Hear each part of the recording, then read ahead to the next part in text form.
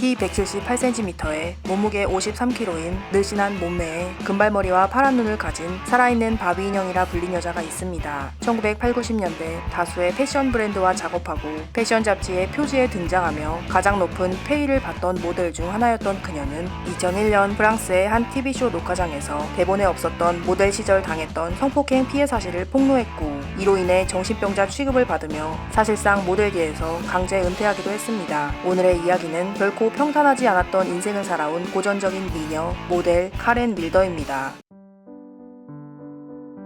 1968년 6월 1일 네덜란드에서 태어난 카렌 밀더. 그녀의 아버지는 세무공무원이었고 어머니는 비서였던 평범한 중산층 가정이었습니다. 카렌은 아버지가 매우 권위적이었고 무서웠으며 어머니는 두 딸이 좋은 교육을 받을 수 있도록 열심히 일하느라 늘 지친 상태였다고 회상했습니다. 하지만 그녀가 2살 때부터 자신과 가까운 사람에게 성추행을 당한 일이 그녀에게 큰 상처로 남았다고 했는데요. 늘 잊으려고 애썼지만 그 기억은 여전히 문득문득 떠오른다고 했죠. 1985년 그녀가 17살이던 때 가족은 프랑스 남부로 캠핑을 떠났습니다. 그리고 그곳에서 본 신문 광고는 카렌 밀더의 인생을 바꿨습니다.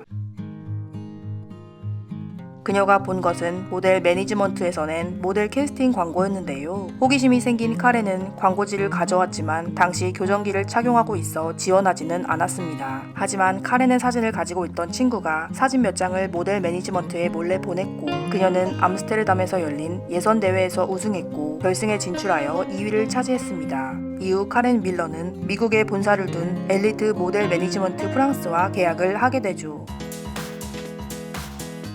친구가 보낸 사진으로 덜컥 합격해 모델이 된 카렌. 런웨이에 오른 지 2년 만에 다수의 패션 브랜드를 섭렵하고 잡지의 표지 모델을 휩쓸었고, 하루 13시간씩 꽉 채워 일하며 하루 최대 10,000파운드까지 벌었던 카렌은 마침내 세계에서 가장 높은 수익을 올리는 모델 10인 중 한 사람이 되었습니다. 균형 잡힌 몸매와 금발의 푸른 눈, 그리고 화려한 패션 감각을 가진 카렌 밀러는 리얼 라이프 바비로 불렸는데요. 1995년 그녀는 미국의 한 완구회사와 협업해 진짜 카렌 밀더 인형이 만들어지기도 했습니다.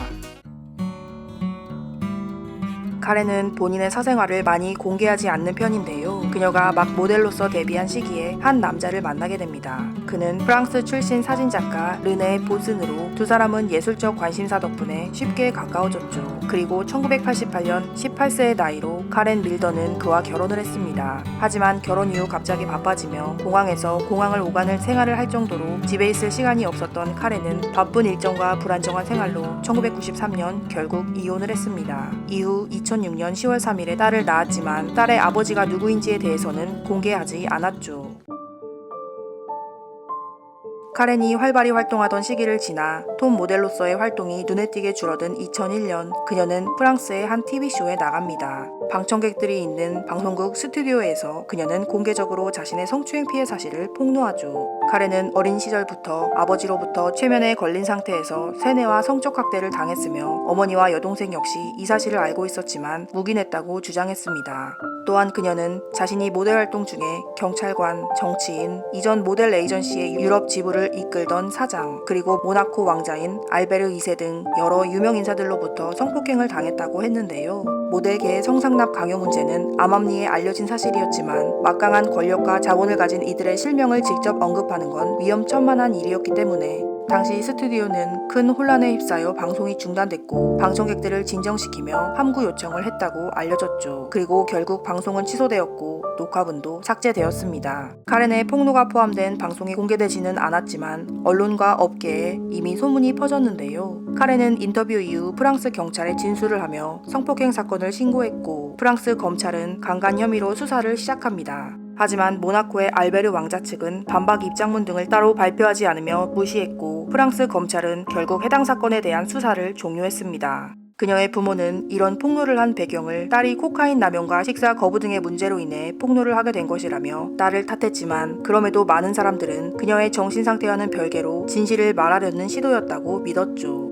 하지만 그녀의 정신건강 상태는 생각보다 심각했는데요. 실제 방송에서도 눈이 풀린 상태로 등장했고 이후 5개월간 지냈던 정신병원에서 퇴원한 뒤 파리의 자택에서 수면제 과다 복용 후 의식을 잃었습니다. 그녀가 전화를 받지 않자 당시 약혼자가 네덜란드에서 날아와 쓰러진 카렌을 발견해 병원으로 이송했지만 극단적인 시도까지 할 만큼 카렌의 상태는 정말 위험한 처지였습니다. 카렌의 이러한 상황은 성폭행 피해 사실보다 그녀가 정신적으로 불안정한 인물로 낙인 찍혔고 그동안 그녀를 도와주던 에이전시까지 손절했죠. 2009년 2월 30일 카렌 밀러는 성형외과 의사에게 반복적으로 전화를 걸어 협박을 한 혐의로 파리에서 체포되었습니다. 경찰에 따르면 수술 결과에 대해 대노하며 의사에게 전화를 걸어 수술받기 전의 상태로 되돌려줄 것을 요구했지만 의사가 거부하자 격분에 위협적인 언행을 했다고 했죠. 수개월간 괴롭힘 수준의 전화와 문자를 한 카렌의 의사는 매우 두려워했다고 전해졌습니다. 얼굴 리프팅이나 보형물 시술을 받은 것으로 추측되지만 정확히 어떤 수술이었는지 또 실제로 수술이 잘못되었는지에 대해서는 밝혀진 바가 없었고 한 보도에 따르면 그녀의 아픈 정신 상태로 인해 스스로 거울 속 얼굴을 보는 것이 버거워져 그로 인해 의사를 협박하게 된 것이라는 주장도 있었습니다. 카렌의 성형외과 의사 협박 사건은 정신건강 문제의 심각성과 중요성을 다시 한번 일깨워줬습니다. 2024년 11월 카렌 밀러는 파리에서 자신이 소장한 500여 점의 명품 의류를 온 오프라인에서 공개 판매했습니다. 이 소장품은 샤넬, 알리아, 셀린느 등 유명 디자이너 브랜드의 작품들이 포함되었고 1990년대부터 2015년대까지 수십 년에 걸친 컬렉션으로 구성되어 있었죠. 그녀는 내가 사랑했던 옷들이지만 더 이상 입지 않는다라며 누군가에게 입혀지는 게 더 의미가 있다고 밝혔고 패션 호황기에 만들어진 다양한 컬렉션에 구경하는 재미와 더불어 패션 애호가들 사이에서 큰 관심을 받았습니다. 2025년 10월 카렌의 사망 소식이 온라인에서 퍼졌습니다. 하지만 그녀의 대변인은 즉시 이를 부인하며 다행히도 현재 카렌은 건강하게 잘 지내고 있다고 밝혔는데요. 카렌은 인생의 수많은 굴곡과 시련을 겪었지만 그녀가 패션계에 남긴 독보적인 흔적은 분명합니다. 시대를 초월한 아이콘으로서 지금까지도 많은 이들에게 영감을 주고 있는 모델 카렌 밀러였습니다. 인류 이야기를 시청해 주셔서 감사합니다.